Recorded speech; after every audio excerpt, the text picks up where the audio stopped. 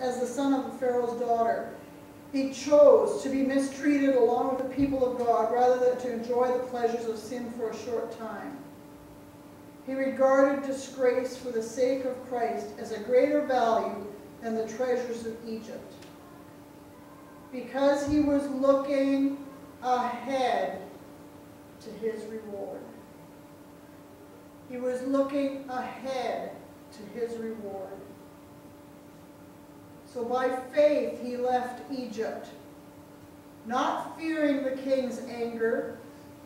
He persevered because he saw him who is invisible. He saw the things of God. And that's what he wanted. By faith, in 28, he kept the Passover and the sprinkling of blood so that the destroyer of the firstborn would not touch the firstborn of Israel. 29. By faith, the people passed through the Red Sea as on a dry land, but when the Egyptians tried to do so, they were drowned. By faith, the walls of Jericho fell, after the people had marched around them for 7 days. By faith, the prostitute Rahab, because she welcomed the spies, was not killed with those who were disobedient.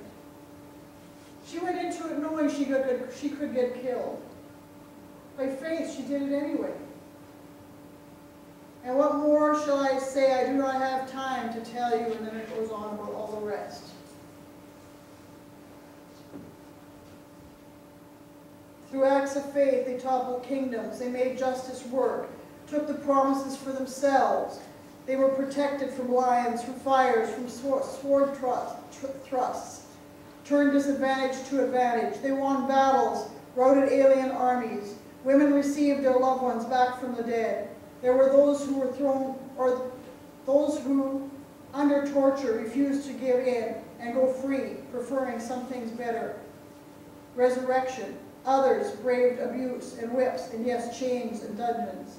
We have stories of those who were stoned and sawed in two. They were murdered in cold blood. Stories of vagrants wandering the earth in animal skins. Homeless ones, friendless, powerless. The world didn't deserve them, making their way as best they could on the cruel edges of the world.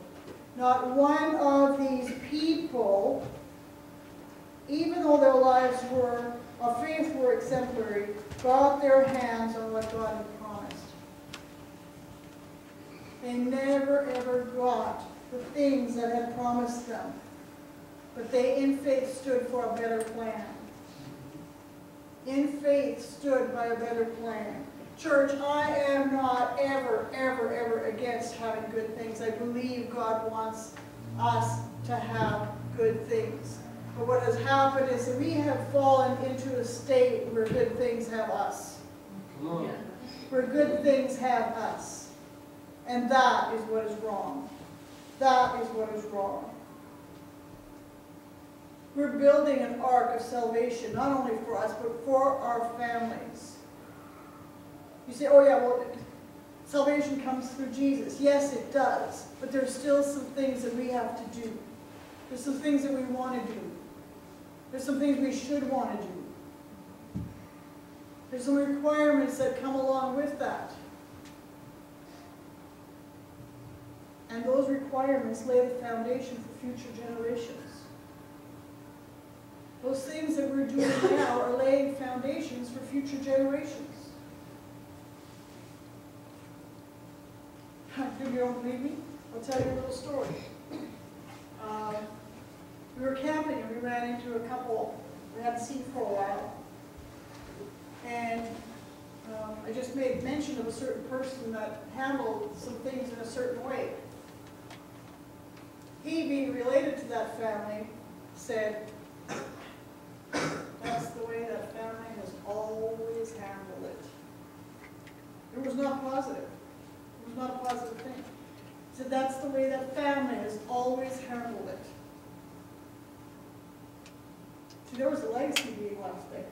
Those kids are being shown how to handle situations. Those kids were being shown how to handle situations. and it was not bringing about a good result. It was destroying marriages over and over and over again. It was causing many, many negative things in that family. And we spent actually a whole evening talking about exactly those kinds of things. The evil things that play forward because we refuse to deal with them in our lives. We refuse to deal with them in our lives.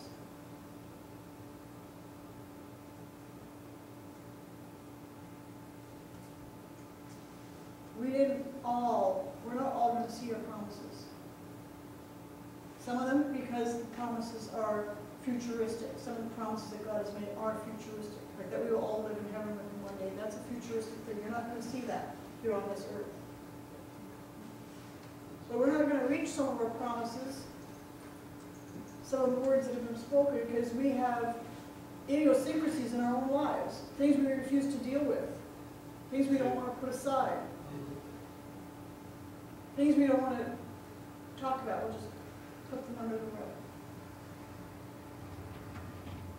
Consequently, we're not going to see the promises. But it flows through.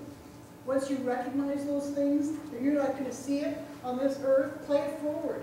Make sure that that idiosyncrasy doesn't follow through to the next generation. That silliness, that stubbornness, that whatever it is. You see, we're in a state, and I believe that beyond a shadow of a doubt, that we need to start believing for future generations. Yes. We need to start believing for future generations. We're just living, too many of us are just living in the now. I have me and my kids and my grandkids, and that's good. But we're not following it down the road. It doesn't stop there. It will continue after I'm gone. And what then? What then? Have I left a legacy to guarantee that this will follow through? Are we speaking blessings over our children? You see, some of the things here were, it was considered, or they were considered as righteous men because of some of the things that they had done. We read them at the beginning there. They were considered righteous men by God. Are we playing that forward? Are we living our lives today in such a way that God would be able to consider us righteous? And don't get into, oh yeah, like Jesus covers all my flaws and all that kind of stuff. That's not what I'm talking about here. I'm talking about the physical requirements that there are. And they're there. Yes. They're there. If you don't believe it, watch someone who doesn't believe it.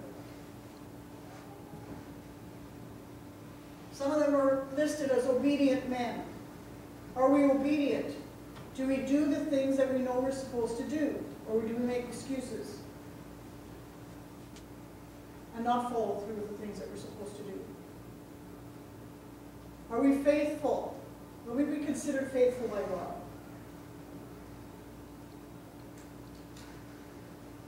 It's a question. I need you to ask yourself, are you being faithful? Will God himself consider you a faithful man or a faithful woman? Or do you let stuff that bugs you get in the way? Does it all stop because there's an irritant?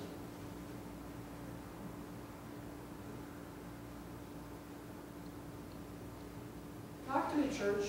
I deal with people all the time. I know from what I speak.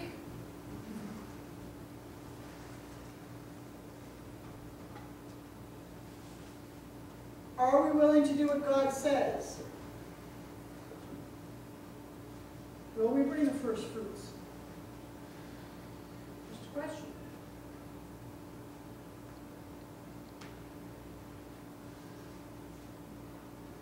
Will we believe even if we never see the promises? Will our children know that? For those of you who have grandchildren, do your grandchildren know that?